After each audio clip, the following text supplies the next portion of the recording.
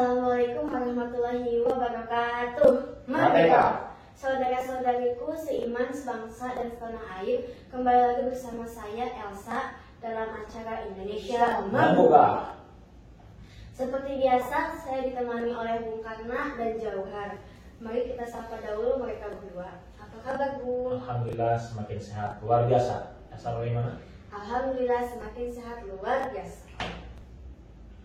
Apa kabar, Jauhar? Alhamdulillah semakin sehat, luar biasa. Oh iya, Bung, di episode kali ini kita akan membahas apa ya? Insya Allah kita akan membahas mengenai isu terkini, yaitu kontroversialnya seorang pimpinan Ponpes di Indonesia yang tercinta ini. Ya. Oh iya, bagaimana tanggapan atau pandangan Bung Karna mengenai isu tersebut? Beliau kan suka bawa-bawa nama Bung Karno. Apakah benar Bung Karno seperti itu?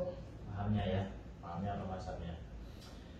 Nah, pertama-tama kita akan membahas tentang takbir ya, kemudian Al-Quran, terus doa yang tidak boleh diaminkan, malah harus alhamdulillah katanya ya. Iya. Terus juga tentang Israel, terus pengakuannya dia sebagai komunis, terus tanah suci.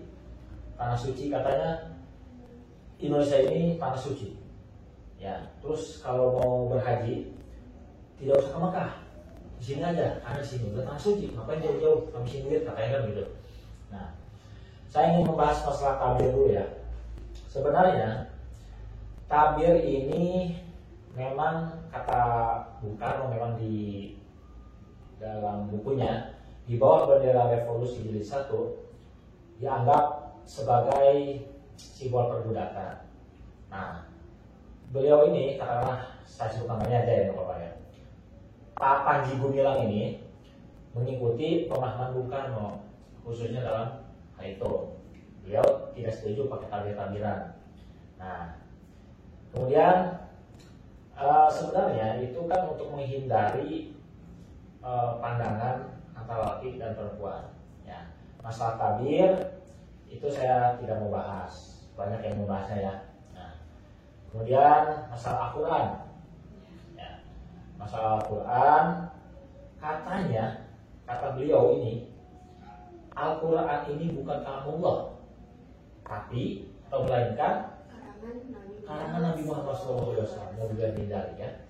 Nah itu, ini kenapa bisa berkata seperti itu? Terus Pak Panji Gumilang ini apakah Islamnya ini Islam mengikuti apa atau agamanya apa sih gitu ya? Kalau memang agamanya Islam, apakah mengikuti Al-Quran dan hadis atau hanya pemikirannya saja gitu? Nah, atau memang mengikuti Bung Karno juga dalam berbagai hal gitu? Atau takbir aja? Jadi memang banyak orang yang pusing ya, bingung, heran. Tapi memang terserah sih gitu ya. Pendapat dia gimana-gimana. Cuman yang dipermasalahkan itu ngajak-ngajak orang gitu kan. Apalagi santri kan kasihan ya. Dari jauh-jauh pesantren ternyata pahamnya seperti itu ya, tidak umum ya. Tapi kembali lagi dia suka membantah itu hak asasi manusia, hak dia kan.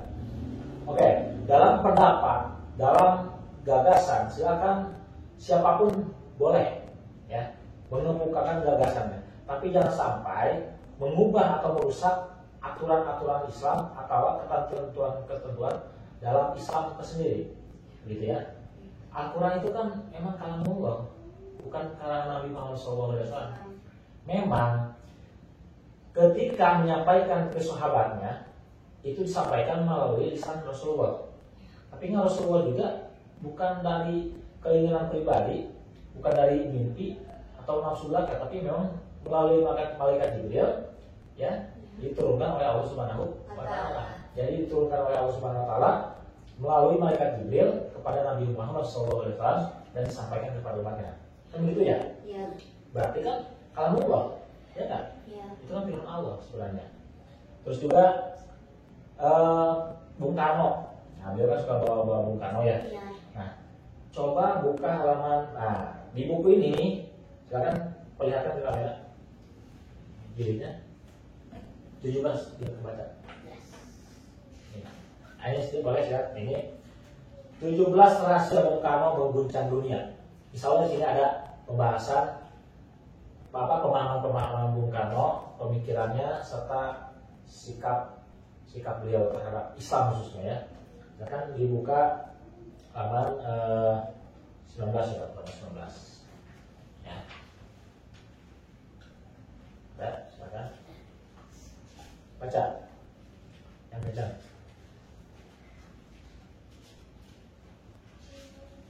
Ya Allah ya Tuhanku, bila Engkau melihat aku yang kini memeluk erat kumpulan-kumpulan kitab-Mu, yaitu kitab Al-Quranul Karim.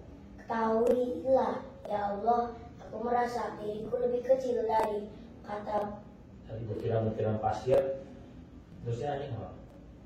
Dari butiran-butiran pasir yang terhampar di tempat kau turunkan kata-katamu. Jadi Bung Karno sendiri mengatakan bahwa Al-Quran itu adalah firman Allah. Ya, ini perhatikan. Ini pas Bung Karno dalam keadaan terhimpit ada suatu masalah. Silakan dibaca di buku ini ada masalahnya. Kemudian Bung Karno memegang Al-Quran dan berdoa begini, ya Allah, ya Tuhanku, bila Engkau melihat aku yang kini memeluk erat kumpulan-kumpulan kitab-Mu, yaitu kitab Al-Quran Karim, ketahuilah ya Allah, aku merasa diriku lebih kecil dari butiran-butiran pasir yang terhampar di tempat kau turunkan kata-katamu. Kata-katamu itu ke Allah kan? Kata-katamu, firman-Mu. Nah, hukum-hukummu melalui Rasulmu Muhammad SAW beribu tahun yang lalu. Tuh, itu kata Bung Karno sendiri. Iya. Kalau memang Pak Anji Gumilang ini mengikuti mazhab Bung Karno atau pemahaman Bung Karno, ya khususnya tentang Al-Quran ini, ikuti juga. Jangan ambil sebagian saja gitu kan. Iya. Cuma bab tabir aja. Itu pun masalah tabir ya. Iya. Jangan melebar kemana-mana.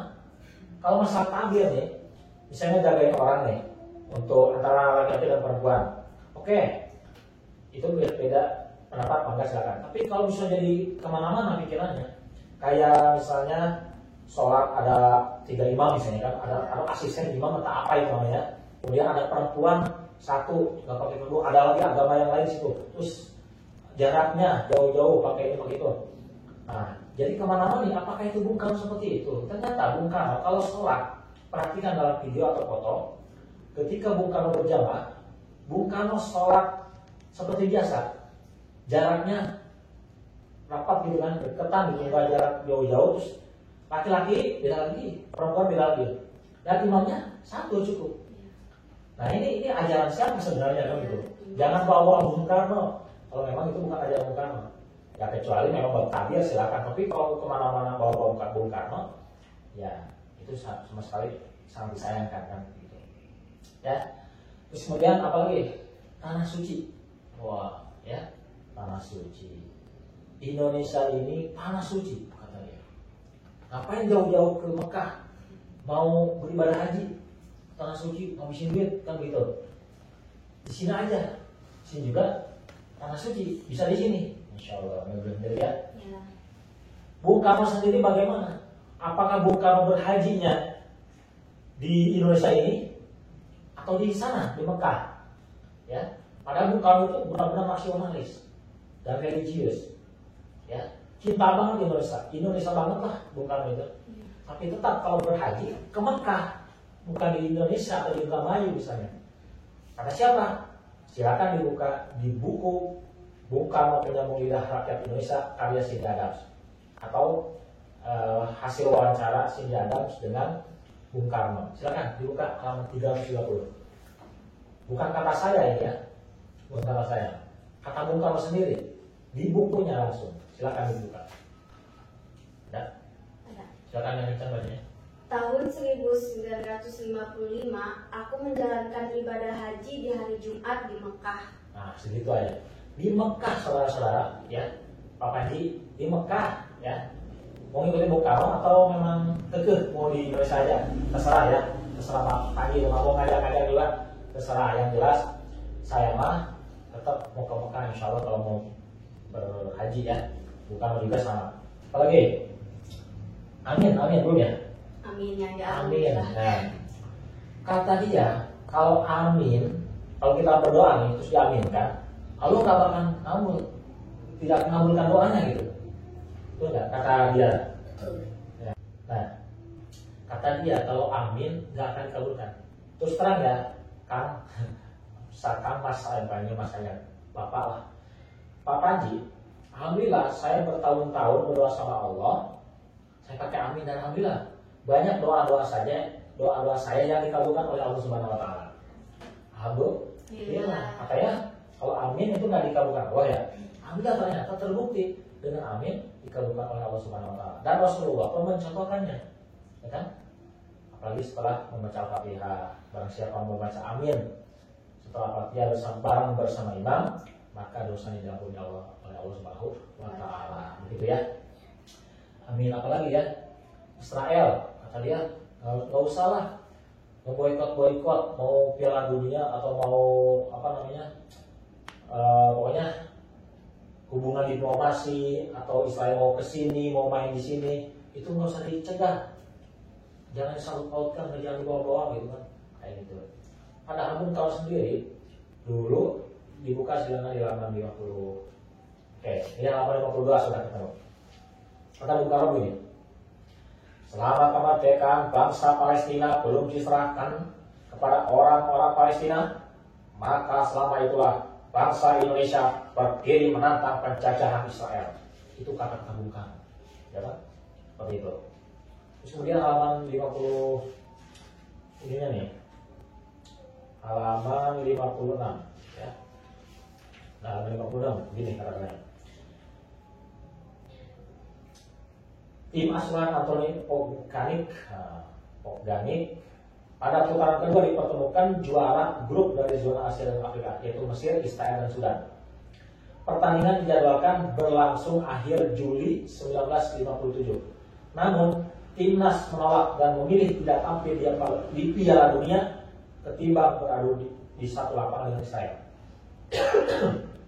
Ya. Namun, timnas menolak dan memilih tidak tampil di Piala Dunia ketimbang beradu di satu lapangan dengan Israel. Ya. Terus kata Bung Karno juga, itu sama saja mengakui Israel.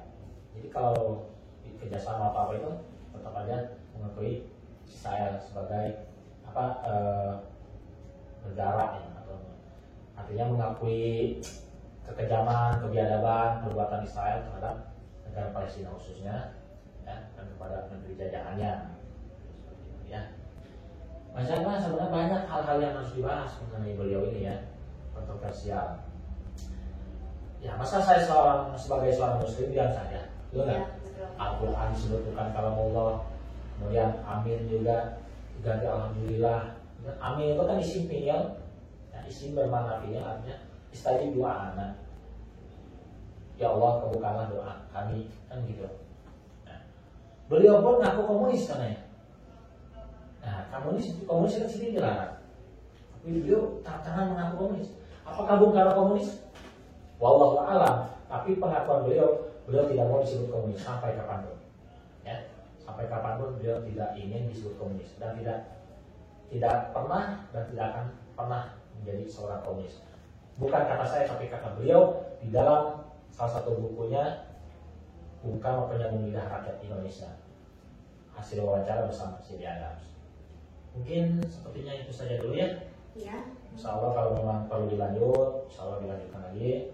Saat ini itu dulu aja yang bisa saya sampaikan. Silakan kembalikan ke Saudari Elsa, Tete Elsa.